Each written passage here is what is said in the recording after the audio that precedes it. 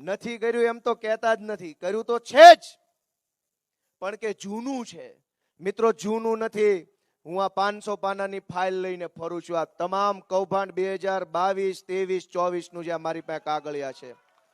હું આજે કાલસારીની બજારમાંથી કિરીટ પટેલને કે એના જે કાંઈ ભાજપના નેતાઓ છે એને જાહેર ચેલેન્જ મારું છું કે સહકારી મંડળીના કૌભાંડ બાબતે 1 કલાકની આમને સામને આવી ડિબેટ કિરીટ પટેલ મારી હારે કરે.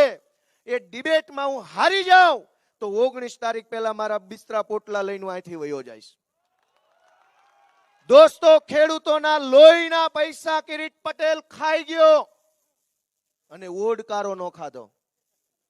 મિત્રો, કૌભાંડી માણસોને મત આપવા કરતા મારા જેવા એક નાના માણસને મત આપશો. આ મારી પાસે ડોક્યુમેન્ટ છે, પણ પોલીસ ખિસ્સામાં, કાયદો ખિસ્સામાં, સરકારી તંત્ર ખિસ્સામાં 350 કરતા પણ વધુ ડુપ્લિકેટ નકલી મંડળીઓ બનાવી કિરીટભાઈએ, અને એ નકલી મંડળીઓના માધ્યમથી કરોડોના કૌભાંડ કર્યા અને એ પૈસાથી ગામડે ગામડે ત્યારે લોકોને ખરીદવા નીકળ્યા છે.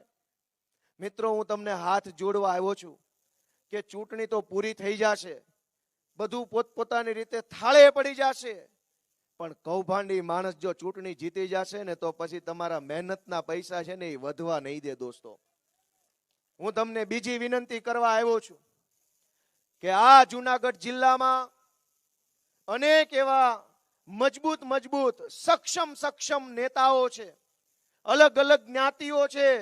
અહીંયા આહિર સમાજ, પાટીદાર સમાજ, બ્રાહ્મણ સમાજ, માલધારી સમાજ, લોહાણા સમાજ, દલિત સમાજ, કોળી સમાજ, સક્ષમ અનેક જ્ઞાતિઓ આ જુનાગઢ જિલ્લામાં છે.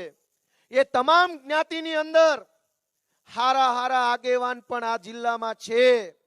ભાજપની અંદર પણ અનેક એવા સારા આગેવાન છે, પણ આ કિરીટ પટેલે 10 વર્ષની અંદર કોઈ જ્ઞાતિને કે કોઈ આગેવાનને આગળ ન આવવા દીધા. દોસ્તો, ગુંડાગીરી કરી 10 વર્ષ સુધી, અને માથાભારે માણસોને, ગુંડાઓને, જમીન માફિયાઓને, તોડબાજોને, તમામ જે નબળા માણસો જુનાગઢ આખા જિલ્લામાં હતા એને પકડીને તાલુકાની, જિલ્લાની ટિકિટો આપી, ડેરીમાં સ્થાન આપ્યું, બેંકમાં સ્થાન આપ્યું. તમામ માથાભારે માણસોને, ગુંડાઓને માથે બેસાડવાનું કામ કિરીટ પટેલે કર્યું, અને ગામડે જે સારા આગેવાન હતા એને ઘરે બેસાડવાનું કામ પણ આ કિરીટ પટેલે કર્યું. દોસ્તો, હું એક નાનો માણસ થઈને તમારી પાસે યાચના કરવા આવ્યો છું કે અવળી મોટી તાકાત એને મારી સામે લગાડીશ. હું કોણ છું? હું એક ગોપાલ ઇટાલિયા